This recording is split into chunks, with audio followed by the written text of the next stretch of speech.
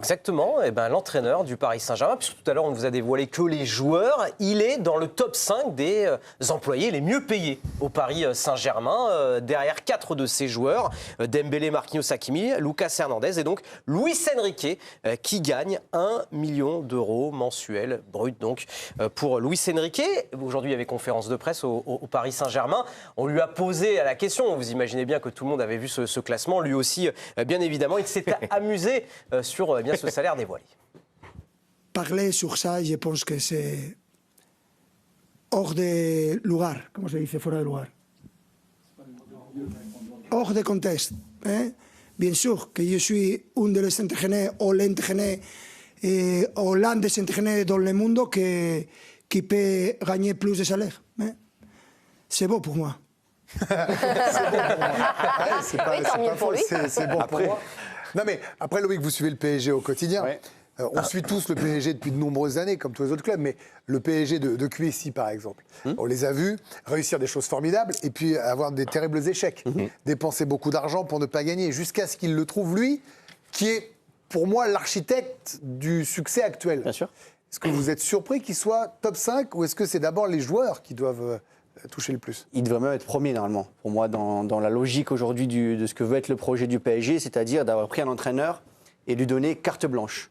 Le discours initial de Nasser Al-Khelaifi devant ses joueurs quand Luis Enrique est arrivé, c'est de dire c'est terminé, vous avez mon numéro, mais ne m'appelez plus. S'il prend une décision, il prendra une décision pour le club et le club suivra derrière. Parce que c'était la condition pour que Luis Enrique arrive au Paris Saint-Germain. À partir du moment où tu prends cette décision-là, c'est le boss.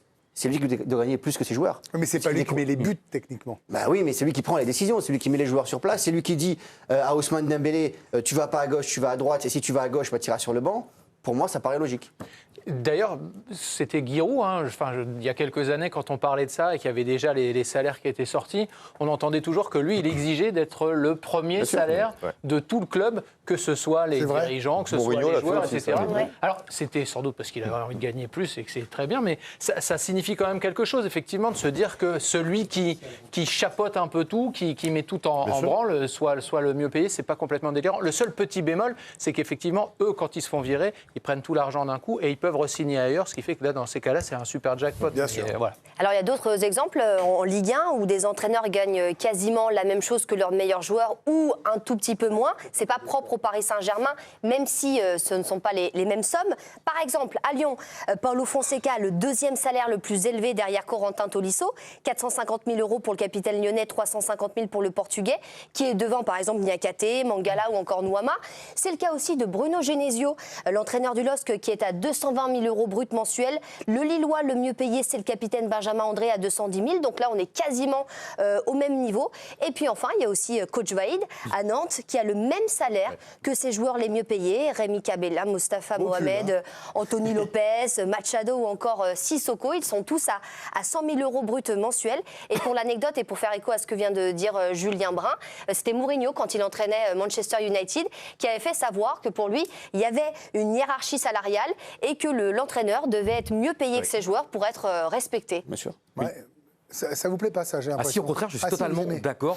J'arrive plus à lire. Vous voyez, il faisait ça. J'avoue que j'étais un peu en panique. Je lui ai pas demandé avant.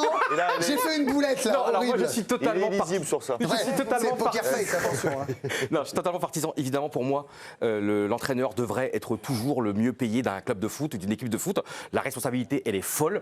C'est le patron de l'équipe. Surtout, en plus, là, au Paris Saint-Germain, tu es le patron d'une équipe que tu as fait gagner la Ligue des Champions, une saison totalement, une année historique, un nombre incalculable de trophées, des trophées qu'il n'y avait pas eu avant. Et donc, surtout, c'est qu'au-delà de l'architecte, il a ramené le calme dans tout le monde. C'est au-delà d'un tableau d'affichage, c'est au-delà de trophées, c'est d'avoir mis la sérénité, l'esprit de jeu, la manière de jouer.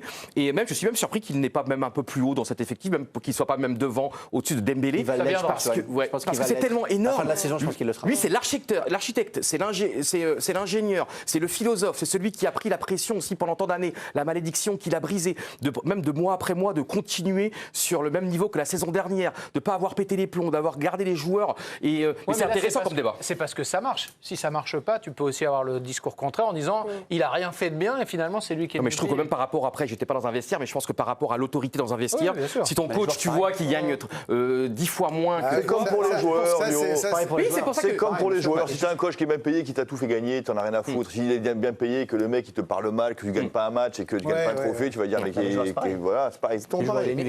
Pour aller dans le sens de Loïc, c'est vrai qu'il y a un changement de politique sportive au Paris Saint-Germain, même par rapport à l'entraîneur, parce que, alors à part Mauricio Pochettino, qui lui avait un salaire, 100 000 de plus par mois que Luis Enrique, mais ça va évoluer comme l'a dit Loïc. Mais auparavant, dans l'ère QSI, beaucoup d'entraîneurs, enfin en tout cas que ce soit de Galtier à Tourelle, passé par Blanc et Emery, gagnaient moins que la majorité de leurs joueurs, et ça pouvait peut-être poser problème. Non mais comme pour les joueurs, moi je suis pour le mérite.